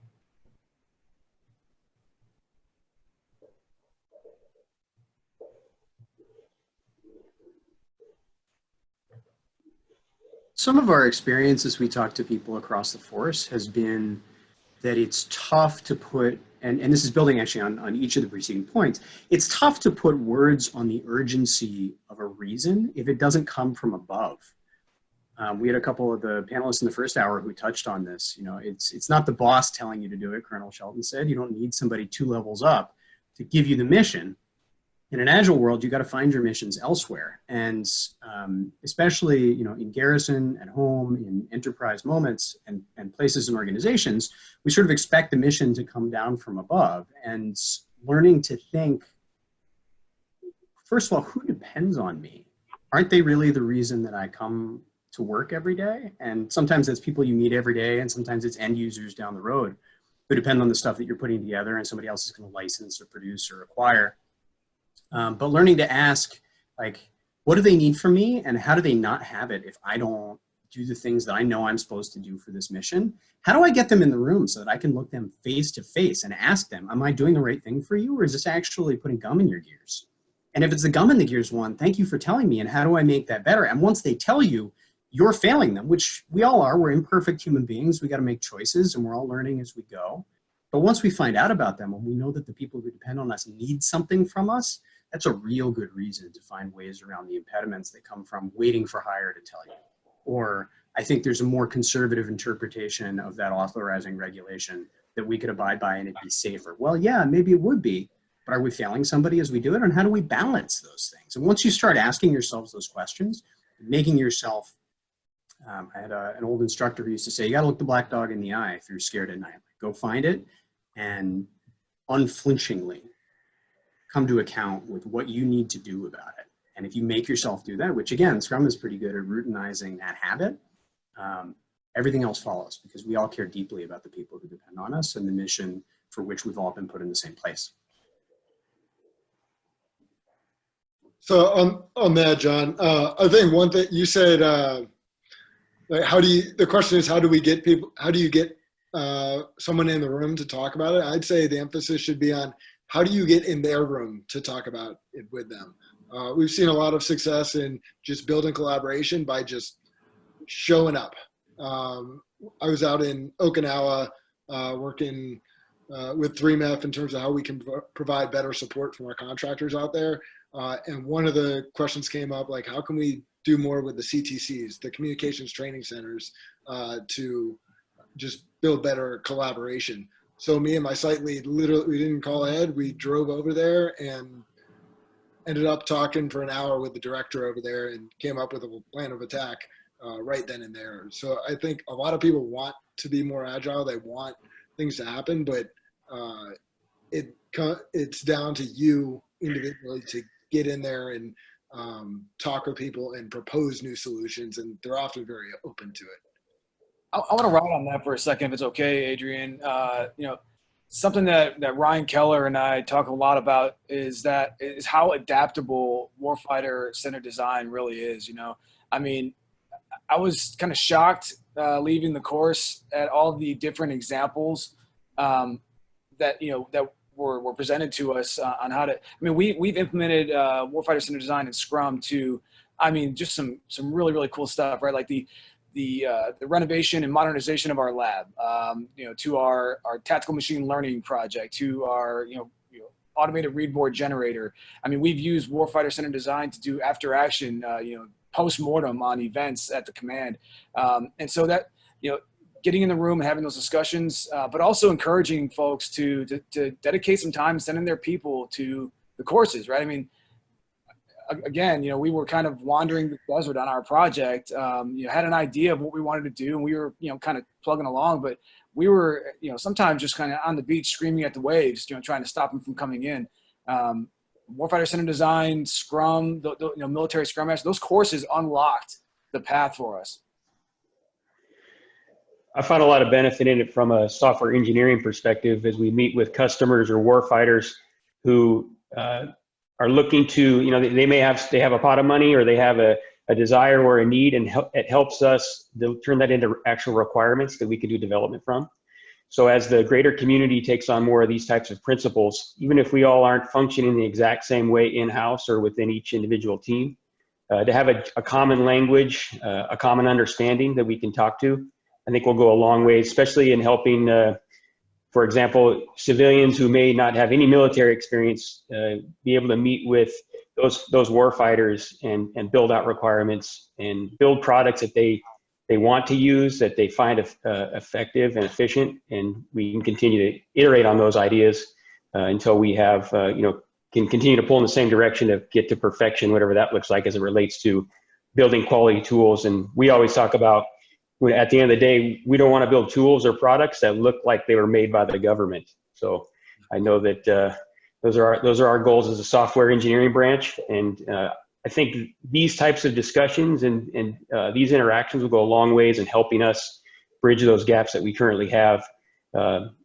trying to meet industry standard when it comes to providing quality to the warfighter. And one more thing that just popped in my mind as as the discussions that we have within the McTISA AI cell, and Jen with the truth bombs and the all the nice comments that she's making on the side here is one of the things I think is scary for a lot of people that maybe looking at this as, man, these guys have done so much work and it's so hard and look at all the effort they put into it.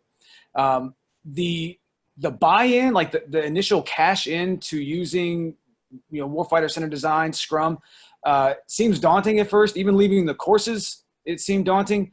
But man, I mean, the very minimal amount of effort it takes to, in the grand scheme of things, implement these practices at your command, pay you dividends down the road. I mean, I was looking at 3 hours of sprint review and retrospective and planning per 2-week sprint. When you look at that across an 80-hour work week, 80-hour work week, right? It's not that much, man. I mean, we benefit tremendously from doing all the pre-planning up front.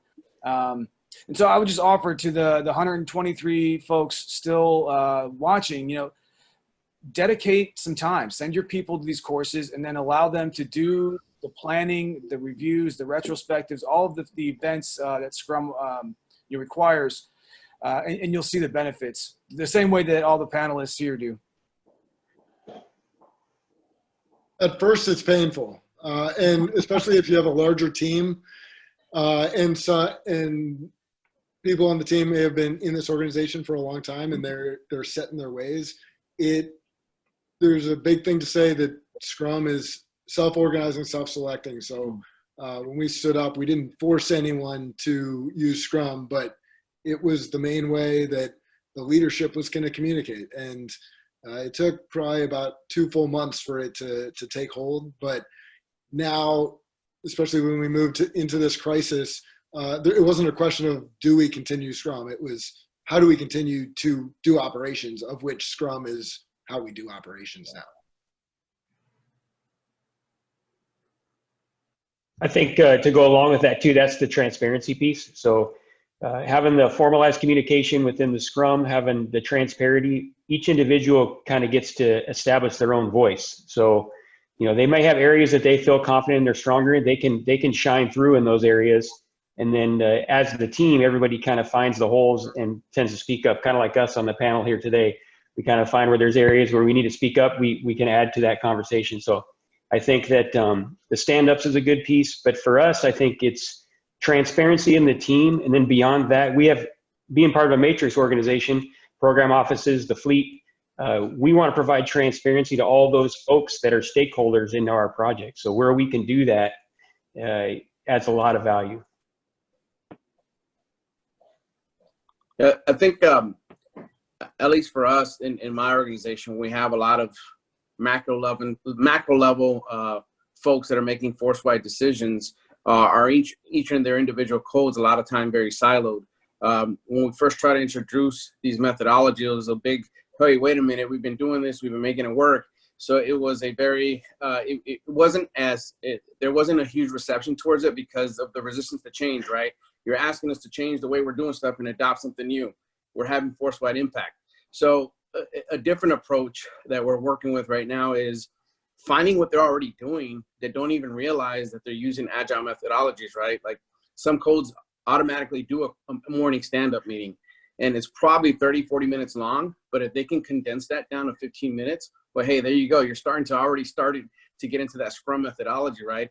And then, hey, why don't we just add a quick simplistic, what do we need to do to this today, right? And who's doing it and who's done with it? And then just little by little start scaling that.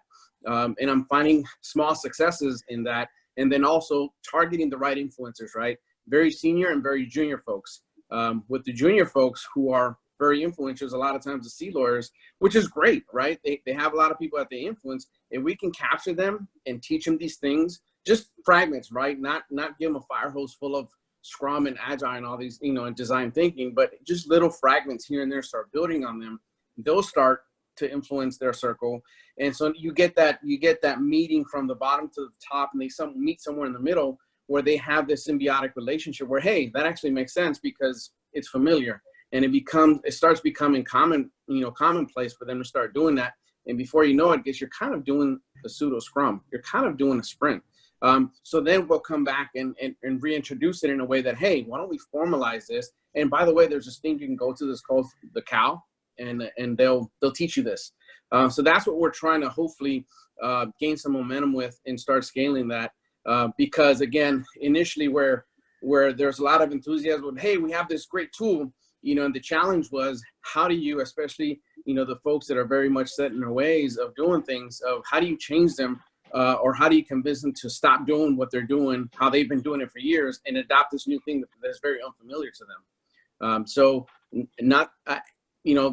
an absence of having a lot of people that are comfortable with being uncomfortable, there was a lot of resistance to change. So we're hoping that helps build some momentum, and before you know it, it starts compounding. So I think the key there is finding the right influence to start just in small fragments, introducing some of these things without necessarily calling it design thinking or Scrum, because those words tend to be daunting, right? I think somebody used that word daunting earlier. But if we do it on a smaller scale and start building on that, we're starting to see some success with that. So to kind of build on. I want to make a quick point about implementation culture that is going to leverage a comment that I heard a moment ago about self-selecting and self-organizing. So we're normally aligned in teams based on a wire diagram that was put through TWIMs or TIFMs or position descriptions in the hiring process. We're aligned rather arbitrarily, is what I'm saying. And what I would say is that beware if you go down the route of self-organizing and self-selecting teams, which, by the way, I think is the only way to achieve hyper-productive agile teams. On the edge of chaos is where high performance happens, right? But to get there, what would you do if tomorrow you walked in and somebody that was in your team yesterday, that's connected to you through the wiring diagram, said, I think I'm on the wrong team, right? And they said, I think this is not the team I need to be on in order to work on the product that matters. And while this team is doing good work, it's not the work I need to be doing. Because that's exactly actually what happened to me and to my team when we did this. And so to get high-performing teams, a cultural shift needs to happen where autonomy and self-selection happen in a way that conversation doesn't freak anybody out. I'm not saying that we should violate the rules that we're in, that we should, do anything regulatory, statutory, like all that stuff applies. You got to stay in compliance with it, right? But there is flexibility in the way that we self-organize to get that work done, right? So I'm not talking about who signs your performance reports or, who approves your leave or those sort of administrative functions that are maybe defined. But what I'm saying is that high-performing teams are autonomous, and autonomous teams have the ability to organize to get the work done. And so if agility is what we're after, right, we might need some more flexibility around how we manage people and processes in order to get there. And so that comment may have sort of passed over a lot of people that like, oh yeah, self-organizing, self-selecting, but like, no. That means somebody walks into the middle of your daily meeting and says, I'm going to another team and I'm doing it now, and everybody else shakes their hand and wishes them the best. And like, that's the end of it, right? That's the way self-organizing, self-selecting teams work. You don't have to do that, right? But like, that's sort of the vision of where the teams could go. And that's frightening things a lot of times, right? And so there are teams who have done that, right? We just heard from a self-selecting, self-organizing team a moment ago. I just want to make sure it wasn't lost on you that that's an incredible thing and like a huge cultural shift to allow folks to gather around the work in a way that's self-organizing. It's also that's the autonomy that people crave a lot of times. So anyway, maybe a good discussion for you and your teams to have separately. Yeah, so when we stood up and I made it clear to our team that it was, well, who I thought could possibly be on the team. It was self-organizing, self-selecting. I asked everyone for the first 2 weeks to try it out. Like, hey, come to these meetings, see if it's valuable to you. If you don't think it's valuable, then don't show up anymore. We had one, now we're at 2 different, within our organization, we've got, 3 different scrums. 2 I'm a part of.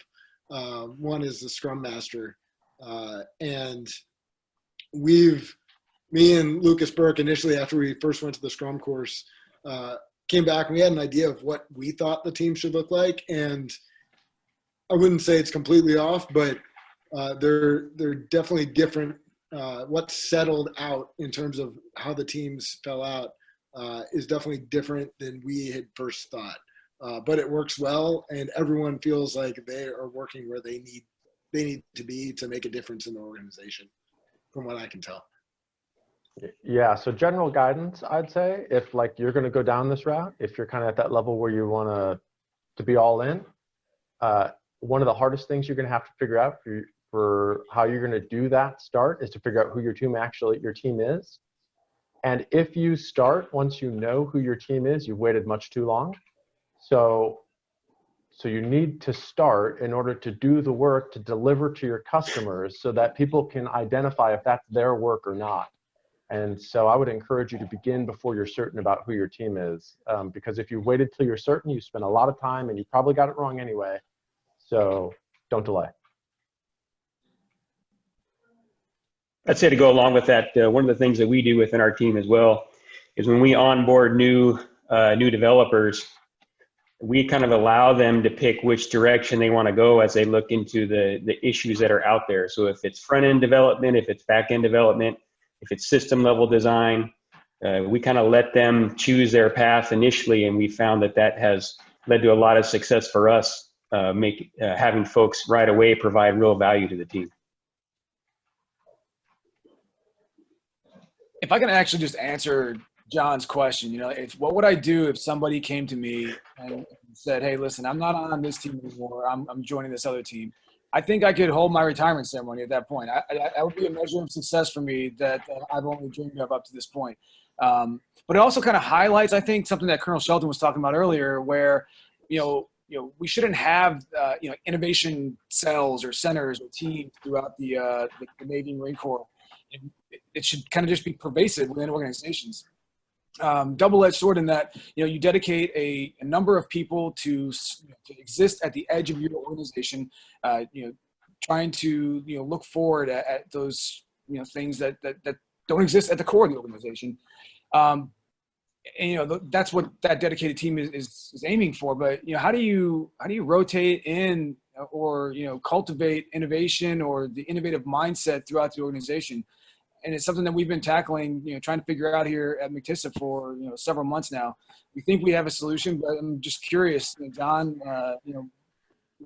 Jeremy, what have you found at your organizations? How do you cultivate that mindset throughout a large organization, not just your particular session?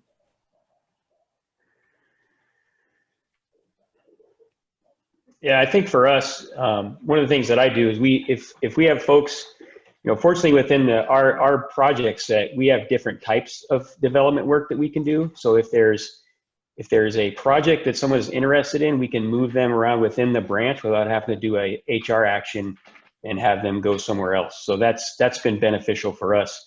And we've worked to continue to try to diversify the work in the branch to have that availability, especially for software developers, so they can grow and change. And whether it's machine learning or they want to write OS-based software or web development type software or web-based software, they can do that work without having to leave the branch. I think that's been helpful for where we're at getting going. I think overall, from a larger organizational perspective,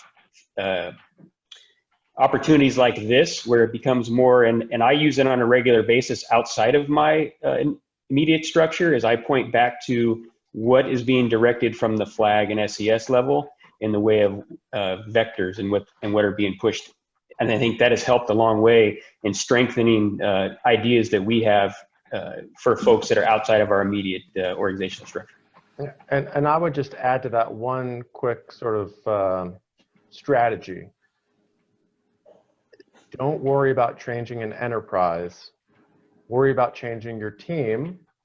And if you're good, you will lead your team because they will follow what success looks like. So don't worry about changing people's minds. Demonstrate to them what is possible, and they will follow, and you will become a leader without even trying.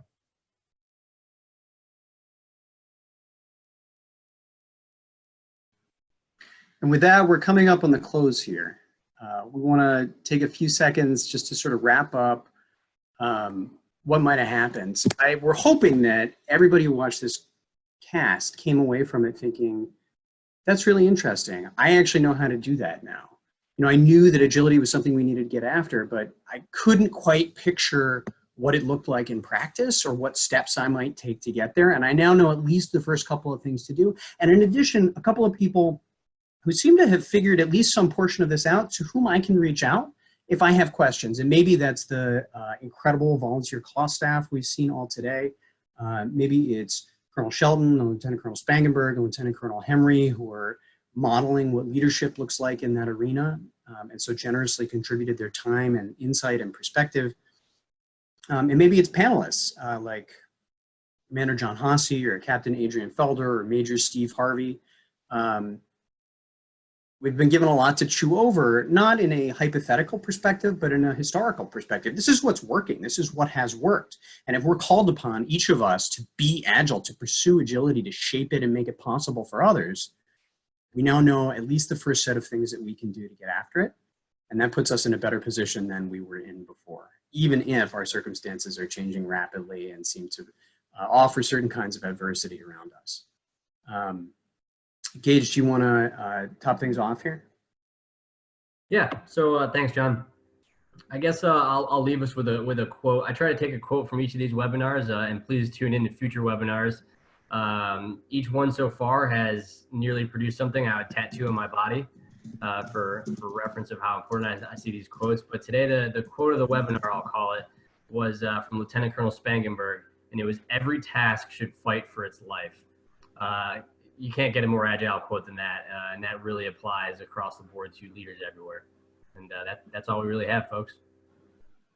Thank you all so much for being here today. I would be negligent if I didn't mention that an incredible number of people have been putting in an incredible amount of work in the background here. One of them is Roy Nanku, who just jumped on, without whom none of this would be possible. Another is my deputy, but really my second half and probably my better half at the Centers for Adaptive Warfighting, Gunnery Sergeant Brandon Smart, through whom a substantial portion of all blessings are made manifest in the Marine Corps, in the Navy, and in the department. Brandon, thank you for opening up your screen there. Everybody, that's one of the hardest working Marines in the fleet. And the same can be said of Roy here, who's been killing it for us, but also for Whitney Tellerico and for Saul Gomez, and for all the people you can see on the screen here who contributed to this conversation and to the practices, the hard work that made this conversation possible and will continue to do so in the future. You all are champions, and we're incredibly proud to be in the fight with you. Roy, Brandon, anything you want to say to put the cherry on the sundae here? Absolutely. Jump on our social media. We are all over social media. We're building our YouTube video with NavalX playlist of these webinars right here. Also some curative instructions, especially with us being in the COVID environment right now. So we're on LinkedIn. Find us, the Centers for Adaptive Warfighting, as well as subscribe to our YouTube channel, Centers for Adaptive Warfighting as well.